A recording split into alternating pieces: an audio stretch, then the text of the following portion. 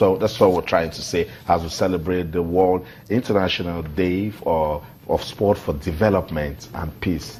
Basketball transforming a life, right? Then let's go. What's going on with FIBA Africa? Yeah, FIBA Africa just had a recent board meeting, and they came out with some level of interesting resolutions in order to uplift the game of basketball across the continent. I'm particularly excited because some of the resolutions that they've come up with are very interesting to see. And one that catches me easily is that they announced the creation of a 3-on-3 national tournament for under-18 men and women.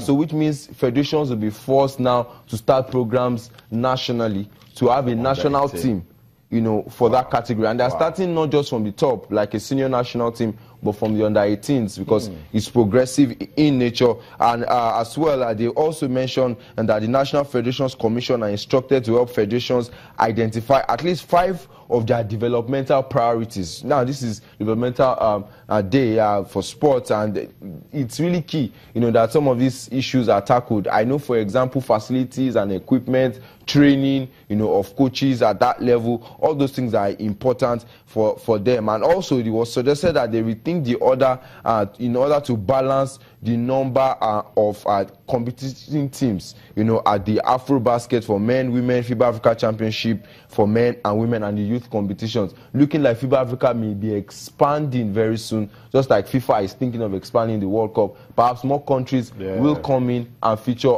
at the Nations Cup, and of course, it brings more competition and developmental progression as well. Let's not forget there's going to be a new calendar that will be instituted by FIBA, in November this year.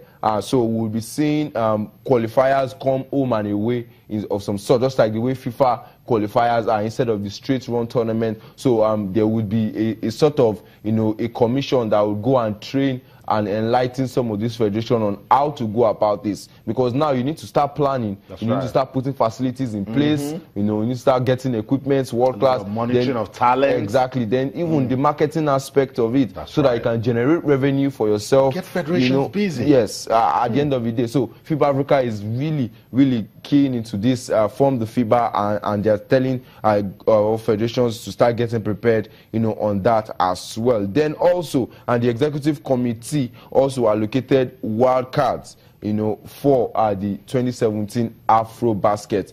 Interesting to see that some teams are getting to develop their program. So in order to encourage them, to continue to put in all that effort, FIBA Africa is saying, look, we'll try and give in some wildcard entries, to come participate, on the continental level. And a couple of other initiatives, of course, have been put together in order to have a better organization of the African Nations Cup in 2017 that is built for Congo for the men and Mali for the women as well. Fantastic. Busy times for basketball in Africa. Let's talk about Chinwe Okorie and her team and the NCAA women's final. What went down? Yes, I was rooting for her team, but they came up short. Lost to South Carolina, a better defensive team altogether.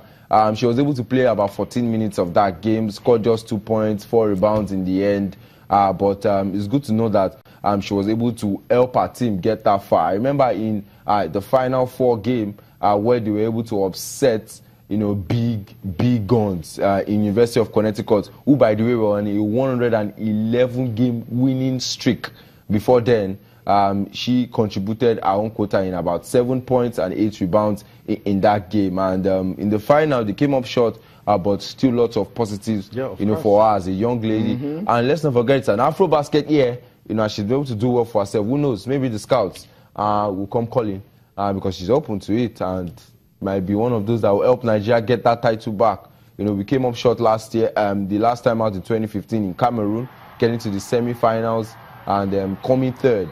So hopefully the scouts are working. We have a lot of players at that NCAA tournament. I remember Kentucky, having Evelyn Akato, who had a fantastic season, only to lose out in the second round of the NCAA tournament to Oklahoma State University. So we're looking to see how much monitoring is going into some of these stars playing collegiate basketball, and seeing how we can infuse them. Yes, we want to grow from within, with the local-based players. But they are Nigerians. Of course. Just give them a chance. If they said they're willing to play for the country, why not? And you can justify your place in the team, you're welcome. Absolutely. Before we go, in 1 minute, Russell Westbrook.